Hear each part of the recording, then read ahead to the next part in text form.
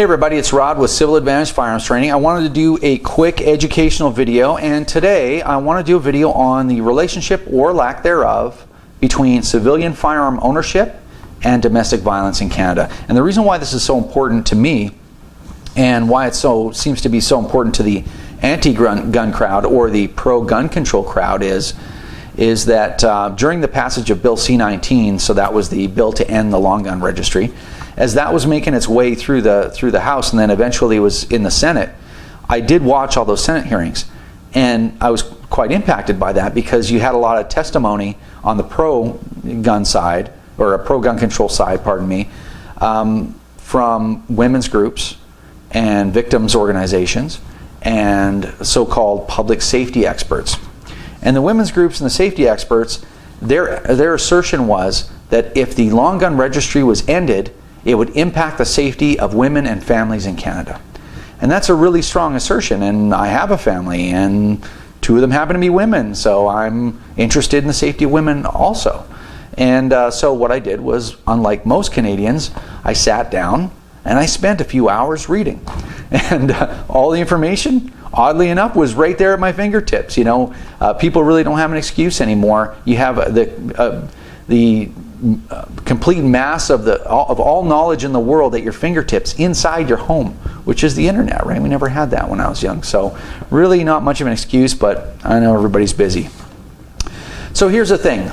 I went into Stats Canada's website, and I found this report, and it's called the Family Violence in Canada, a Statistical Profile 2010. And you can download the PDF. So let's have a look at what the real facts on domestic violence and its relationship to guns is, at least in Canada. So let's look at page 38, chart 2.8, victims of intimate and non-intimate partner homicide by cause of death. So this is an important chart for us because we can see how often when people are killed in spousal disputes, how often are they killed by a firearm, right? Because that seems to be the big problem. Let's check. So you have stabbing, beatings, shooting, strangulation, suffocation, drowning, all that stuff.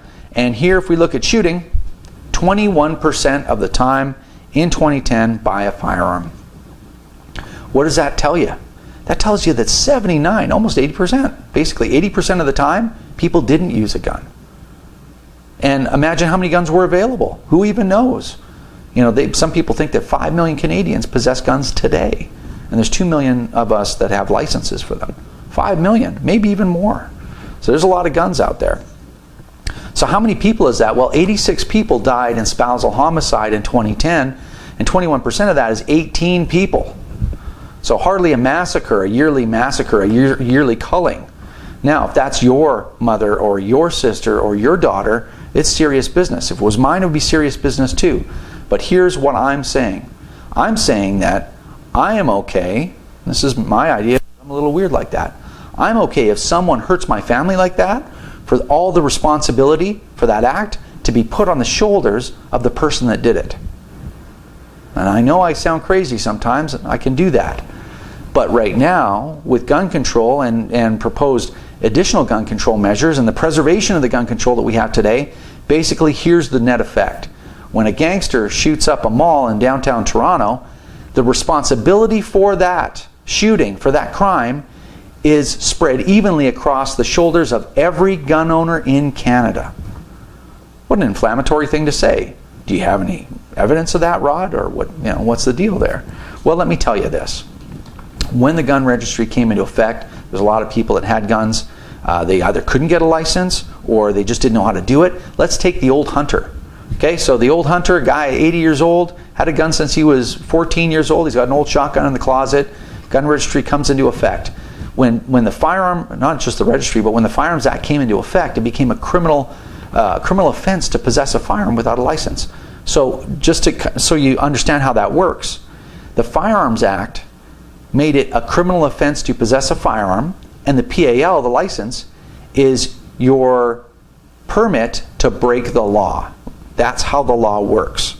So I'm allowed to break the law as long as I have this license. So everybody that just didn't do anything or didn't know any better, they're sitting there going, I don't know. Well, does this ever happen? Oh yeah, it happens all the time. We just had a case in Victoria, British Columbia, in Sydney, I should say, And what happened was we had an 87-year-old Korean War veteran had a pistol that he got in the 60s in his home. The guy's in a wheelchair. He has home care coming to take care of him because he has no mobility and all the rest of that stuff.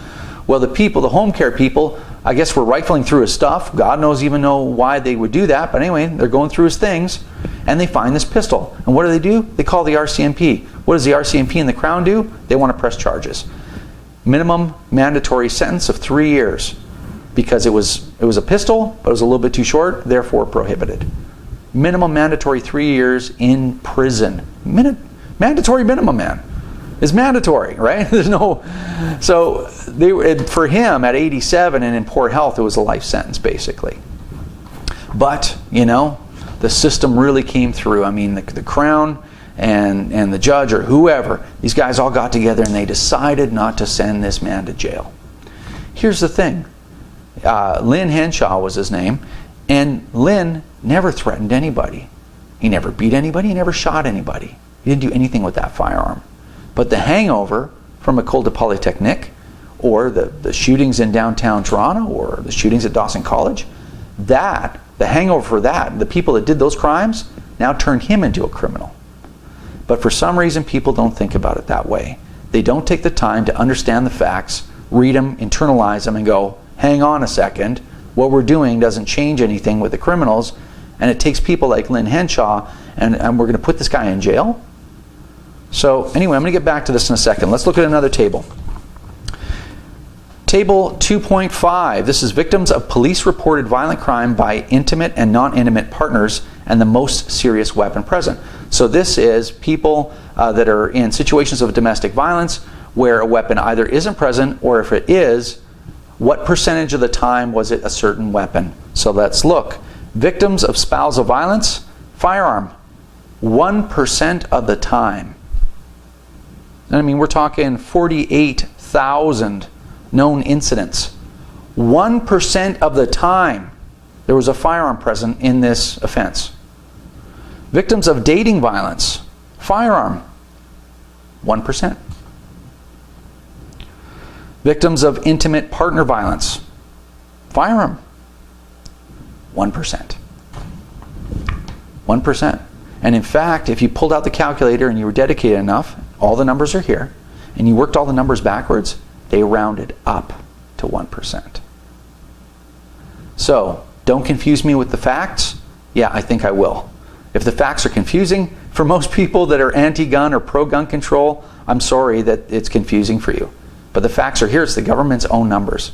So if you're one of these people that have been rallying for gun control because you thought it was the right thing, I understand. Intuitively, it feels like, yeah, I don't want anybody to get shot either. I have guns, and I don't want to shoot anybody. In fact, it's my plan to never shoot another human being as long as I live. That's my plan. So we're on the same side. Maybe I just read a little bit more. So I'm trying to make it easy for you and understand that there are consequences to having an intuitive feeling about gun control, and it's different from the actual reality of it. So I'm going to leave you with this. You have to be very careful about statistics.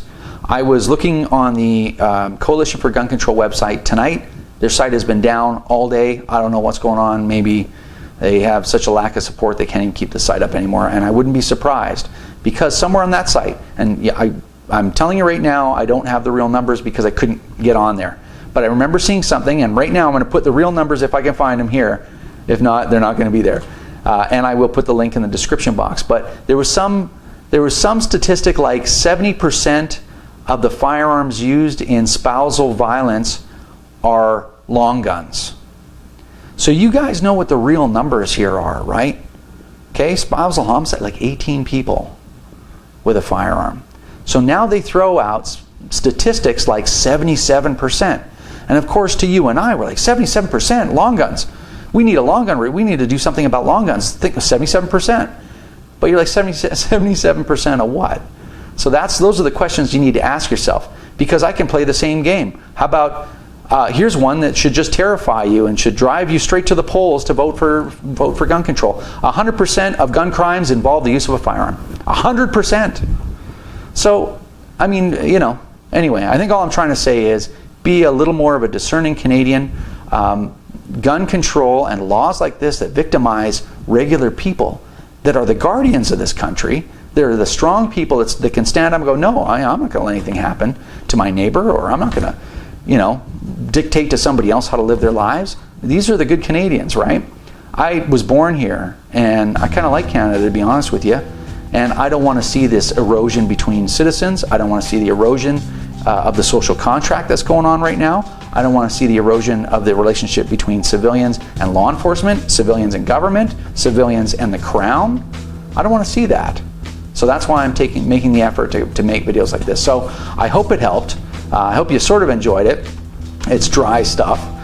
If you want to follow us on Twitter, I'd love it if you did. You can follow us at CivilAdvantage1. You can also find us on the web at www.civiladvantage.com. Thanks, and we will see you next time.